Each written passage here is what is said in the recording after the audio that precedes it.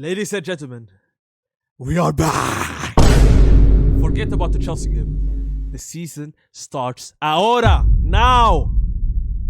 Yeah, I'm being shameless. I'm being absolutely shameless. That was a shaky win. We could have actually drawn this game 2-2 if it wasn't for the Superman we have in the goal. Juan Garcia, man, you saved. Man, I've never felt so safe, man. You changing lives, brother. Hermano, I'm naming my kids Juan Garcia, bro, at this point. Absolute dominant performance, man. Rafinha, his first start in I don't know how long. Absolute monster class performance. 2 assists. 2 assists. Lamine Yamal, absolute masterclass as well. He should have scored twice if he tried to dribble past the goalkeeper and he hit the post. Who else? Gerard Martin absolutely performed. Dani Olmo obviously scored twice. He could have been better, but look, the standard for him are very low, so I'll let it slide for him. I will absolutely let it slide for him. Casaro, disaster class, in my opinion. That was a horrible performance for him. Eric Garcia, he got injured, but he solid first time, even though he got cooked a few times, but still amazing performance from most of the players. But look, we'll get into it. Make sure to like, subscribe, and do the good stuff, ladies and gentlemen. 3-1. The lineup was very interesting because all of a sudden, man like Frankie de Jong decided to I don't know, I hope everything goes good because he said personal reasons. The same goes for him and Araujo after the Chelsea game. So I really hope everything is good with him. So that meant that the midfield was going to be Bernal and Casaro. Bernal, for me, he doesn't look ready yet. I was not really impressed with him because he was kind of slow. He just like tackled hard, like because he got that yellow card as well. Like I was not really impressed by him, but at the same time, I'm not gonna be too harsh on him because he just came back from ACL. Obviously, the backline, Gerard Martin, just as I expected. Even though I expected, to be honest, Eric Garcia to be a defensive midfielder, but I didn't expect Koundé to be benched, but he got actually benched. So fair play to Hans Flick, who actually benching players when they performing horribly. Koundé was getting away with a lot of stuff, man. He should have been benched for a long time ago. But obviously, less than 1 minute into the game, we concede, bro. I was trying to find a stream to watch the game, and next thing you know, notification. Barcelona concedes with a scrappy set piece, man, corner. And apparently, the commentator was saying Alaves are actually good with set pieces. But again, that was a Casado. He should have cleared that first time, but he missed Kiski, and it goes back to the post, and Bernal loses the duel, and it's a scrappy goal, man. Juan Garcia could have done better, but a lot of players were just ball watching. Should have done way better there, man.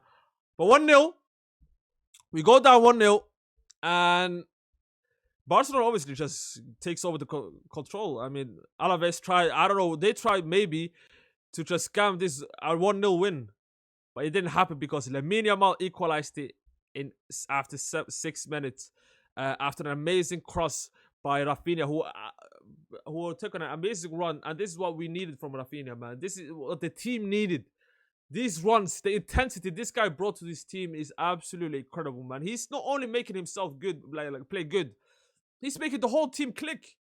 He's maybe one of the most important player, maybe the most important player for Hans Flick in this system, off the ball.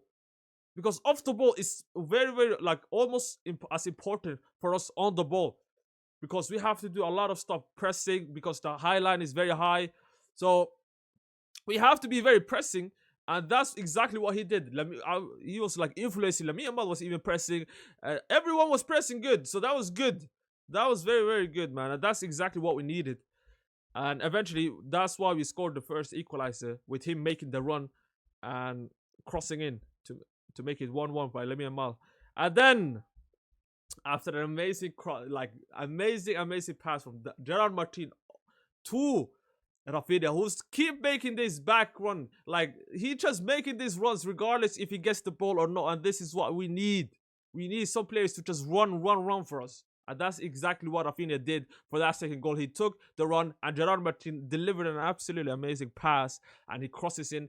Dani Olmo finishes it to make it 2-1 to Barcelona. But before it, before Dani Olmo scored that second goal, we should have conceded a two. That Deportivo Alaves should have actually taken the lead 2-1 because Juan Garcia just produced one of the best saves I've seen.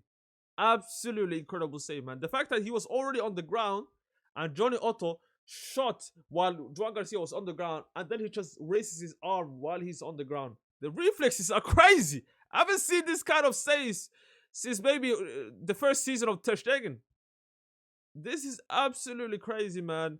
And look how it affected the score. Because if Alaves scored that second goal, I think this game would have been absolutely very, very hard for us. We could have dropped points easily. And we'll talk about the second save he made after in the second half. But obviously, Dani almost scored 2-1. But Lamine Yamal gets another chance to make it 3-1. Rafinha could have also taken advantage of a mistake that defender make. We should have scored.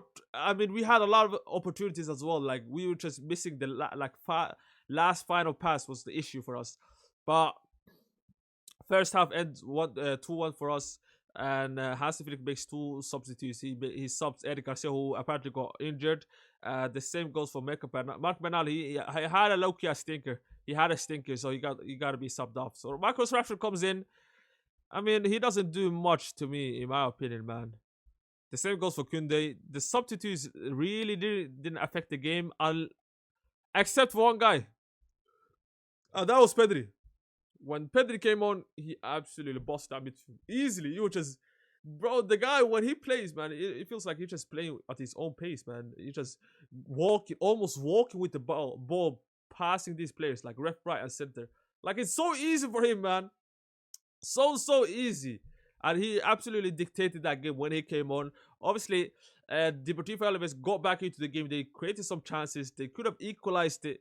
They could have equalized it, and they got a 1v1 after the Alejandro Balde managed to get that easy Palazon looking ass onside. 1v1. Absolutely. Who stepped up?